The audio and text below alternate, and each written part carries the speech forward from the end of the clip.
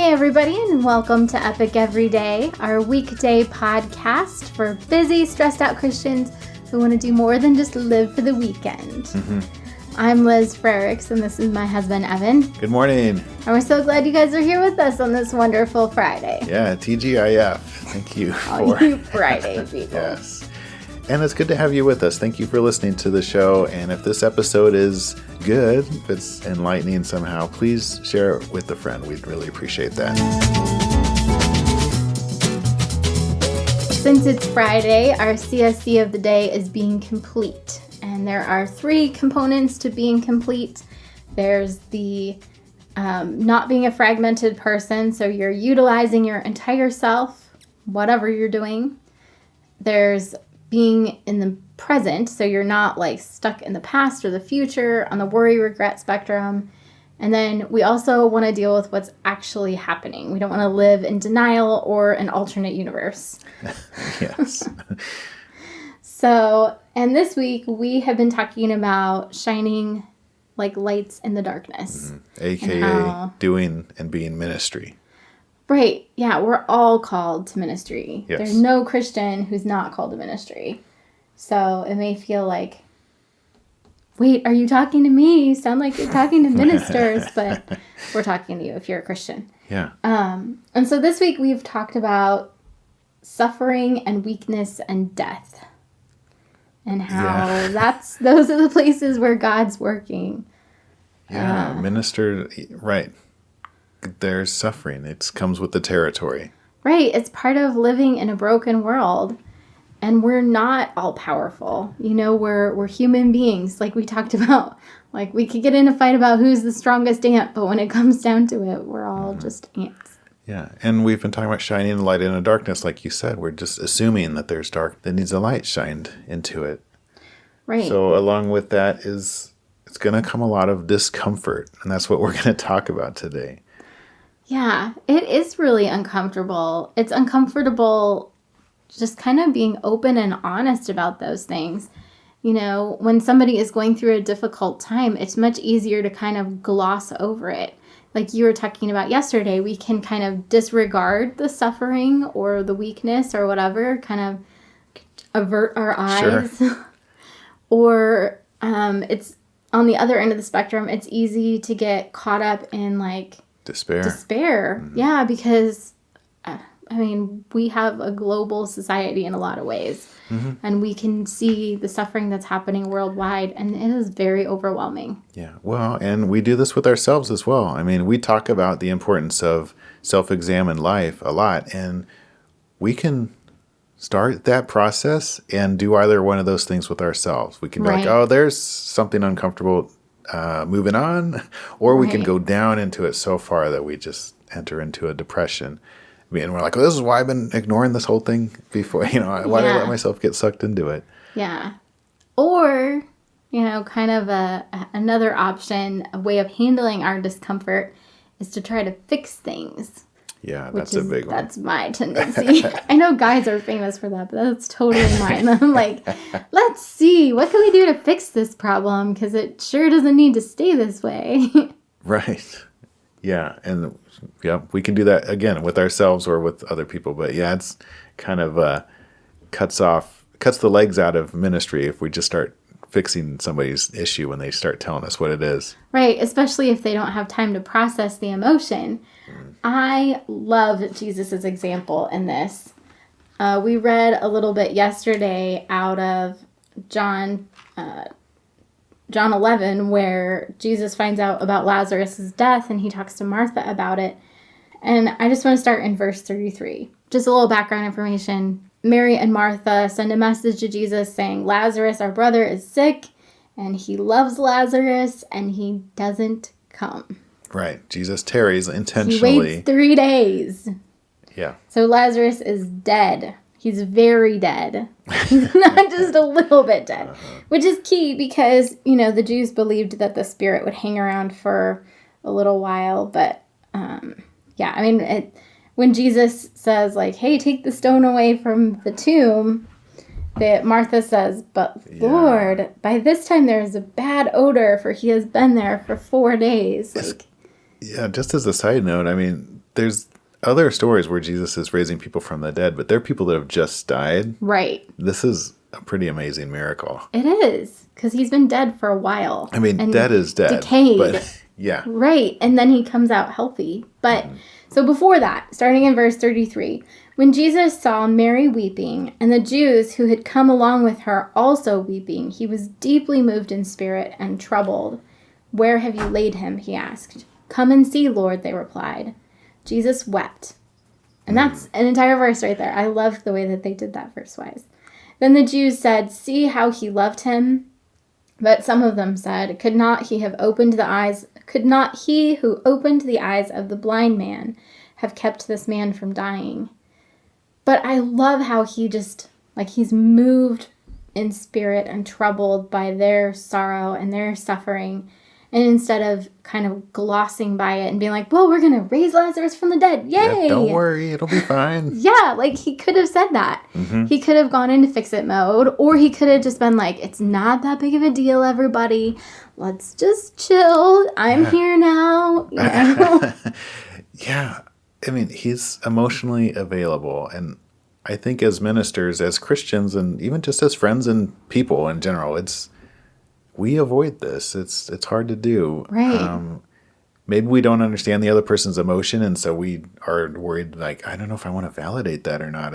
Maybe the sadness is unfounded, but it's real emotion, sadness to that person. Yeah. Who knows why, but we do it. But we don't see Jesus doing that. We see him going there with them, and it's very powerful. Yeah. And that makes it that valid.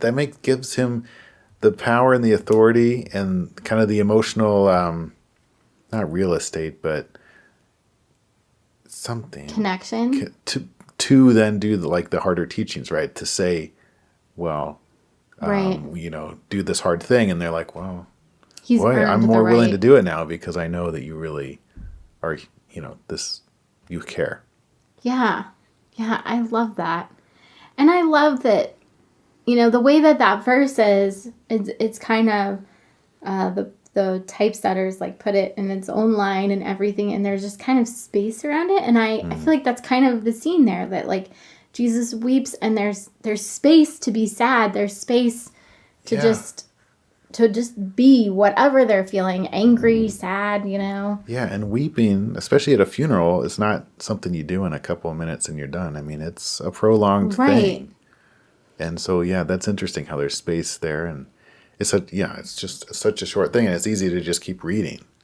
It is. But when we stop and we hang out in that moment, it gives us the right to be able to speak into somebody's life when we can just sit with them and say, yep, this is hard. And it's the same way with ourselves. When we try to gloss over our own emotions rather than feeling them and letting them, move through us. Mm-hmm. That's the pathway to actually having your emotions, feeling them in a healthy way, and then having them move on. Because the more you suppress them or gloss over them, the more they stick around. Mm-hmm. I think it's such a powerful gift, to go into somebody else's emotions with them and to not be rushed about it. It's a gift to ourselves as well, but it's a gift to the other person. And right. So many of these emotional maturity exercises that we've kind of learned along the way, we're validating emotions, which sounds like dangerous territory to get into because emotions are so crazy and wacky and wild, and you never know if they're based on truth or not. But to get to the truth and to get to, this idea of complete, especially, we've got to at least acknowledge that there's something going on here.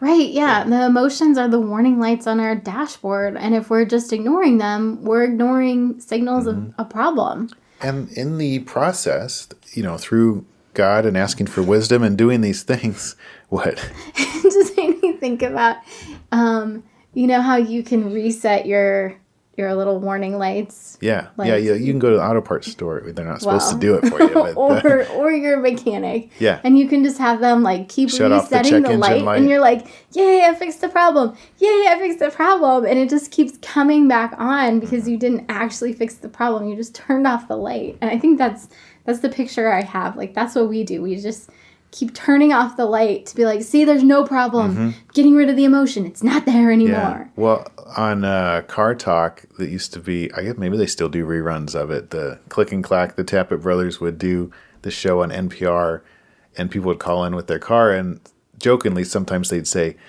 the caller would be like, hey, check engine light's on. It's been on forever. I did all these repairs and it's still there. And they'd be like, okay, get some electrical tape and just put it over there. Yeah. That'll fix it. Yeah. Then you won't have to look at the light anymore. Yeah. I think that's a very apt analogy for what we do with our lives. We just ignore those emotions and hope that means the problem's gone away. Yeah. So circling back to what I was saying before, let's see if I can remember. But yeah, the process of not putting the tape on the dashboard, of acknowledging, being complete and acknowledging feelings. I think I was going to say, like, we might see that as a dangerous thing because we might get swept away. But if we're really doing all of the CSCs, we're going to be able to observe our emotions and be connected to God, centered on God, and respond appropriately. It's possible. I'm learning this, and it's an amazing truth, to see an emotion and to acknowledge it and to not let it, break into your house and steal everything. Right. Well, it's that balance between disregard and despair is hope.